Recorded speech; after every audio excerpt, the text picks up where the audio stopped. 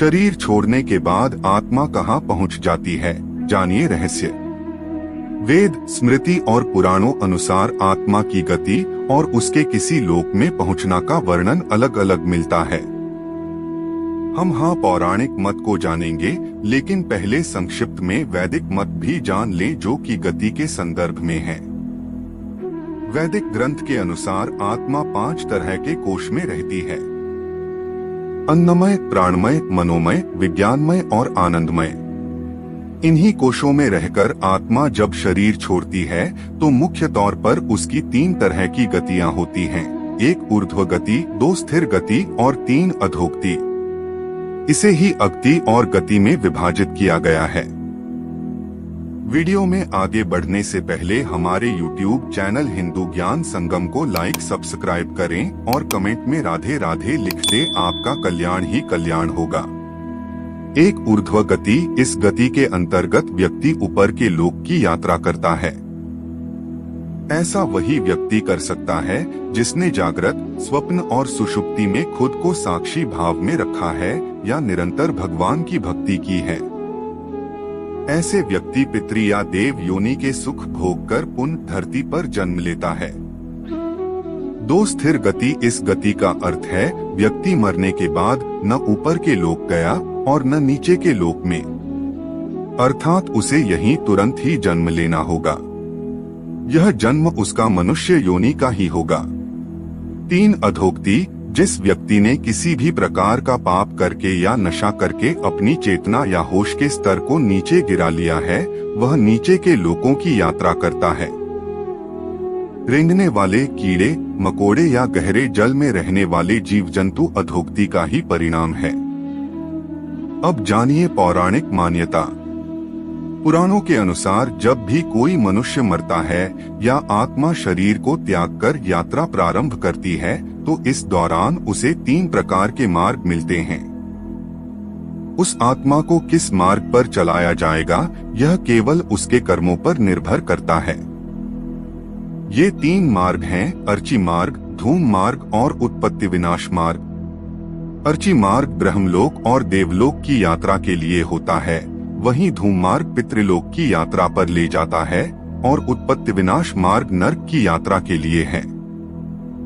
हालांकि सभी मार्ग से गई आत्माओं को कुछ काल भिन्न भिन्न लोक में रहने के बाद पुनः मृत्यु लोक में आना पड़ता है। अधिकतर आत्माओं को यहीं जन्म लेना और यहीं मरकर पुनः जन्म लेना होता है। यजुर्वेद में कहा गया है कि शरीर छोड़ने के पश्चात जिन्होंने तपध्यान किया है वे ब्रह्मलोक चले जाते हैं, अर्थात ब्रह्मलीन हो जाते हैं। कुछ सत्कर्म करने वाले भक्तजन स्वर्ग चले जाते हैं। स्वर्ग अर्थात वे देव बन जाते हैं। राक्षसी कर्म करने वाले कुछ प्रेत योनि में अनंत काल तक भटकते रहते हैं और कुछ पुनः धरती पर जन्म ले लेते हैं। जन्म लेने वालों में भी जरूरी नहीं कि वे मनुष्य योनि में ही जन्म लें। इससे पूर्व ये सभी पितृलोक में रहते हैं, वहीं उनका न्याय होता है। आत्मा 17 दिन तक यात्रा करने के पश्चात 18वें दिन यमपुरी पहुंचती है। गरुड़ पुराण में यमपुरी के इस रास्ते में वैतरणी नदी का उल्लेख मिलता है। वैतरणी नदी विष्ठा और रक्त से भरी हुई है। जिसने गाय को दान किया है वह इस वैतरणी नदी को आसानी से पार कर यमलोक पहुंच जाता है, अन्यथा इस नदी में वे डूबते रहते हैं और यमदूत उन्हें निकालकर धक्का देते रहते हैं। यमपुरी पहुंचने के बाद आत्मा पुष्पोदका नामक एक और नदी के पास पहुंच जाती है जिसका जल स्वच्छ होता है और जिसमें कमल के फूल खिले रहते हैं। इसी नदी के किनारे छायादार बड़ का एक वृक्ष है जहां आत्मा थोड़ी देर विश्राम करती है।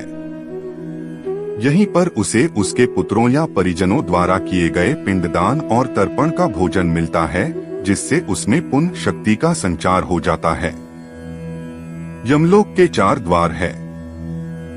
4 मुख्य द्वारों में से दक्षिण के द्वार से पापियों का प्रवेश होता है। यम नियम का पालन नहीं करने वाले निश्चित ही इस द्वार में प्रवेश करके कम से कम 100 वर्षों तक कष्ट झेलते हैं।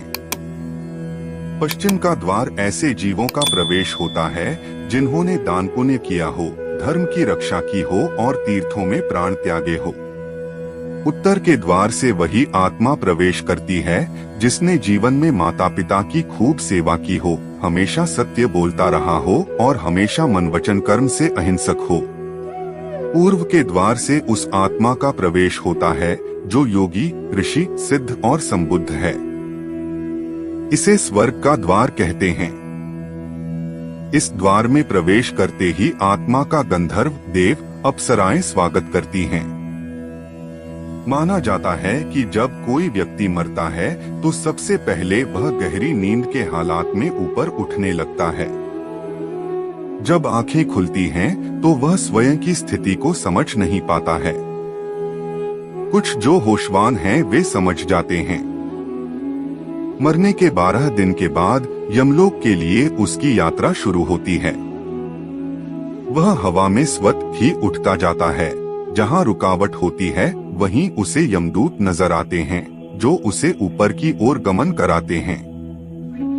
आत्माओं के मरने की दिशा उसके कर्म और मरने की तिथि अनुसार तय होती है।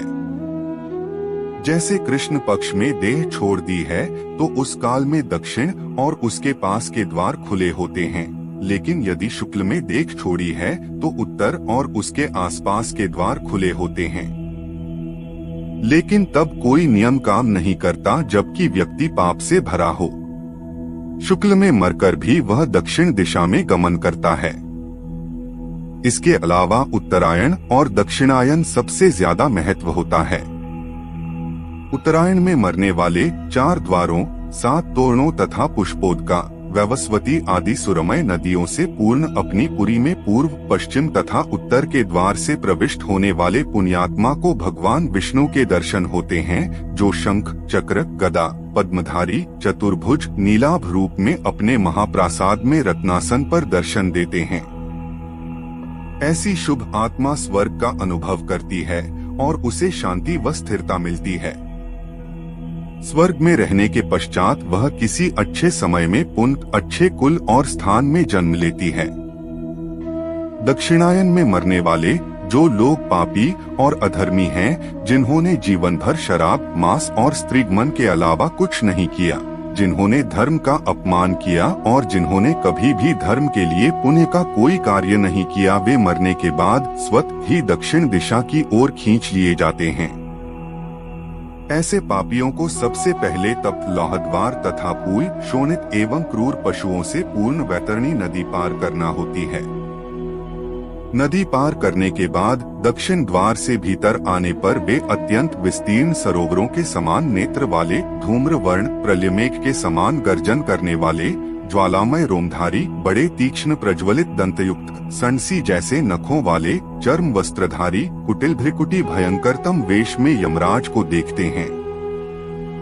वहाँ घोरतर पशु तथा यमदूत उपस्थित मिलते हैं। यमराज हमसे सदा शुभ कर्म की आशा करते हैं, लेकिन जब कोई ऐसा नहीं कर पाता है तो भयानक दंड द्वारा जीव को शुद्ध करना ही इनके लोक का मुख्य कार्य है। ऐसी आत्माओं को यमराज नरक में भेज देते हैं। आज के लिए बस इतना ही। मिलते हैं न्यू वीडियो पर। जय हिंद, जय भारत।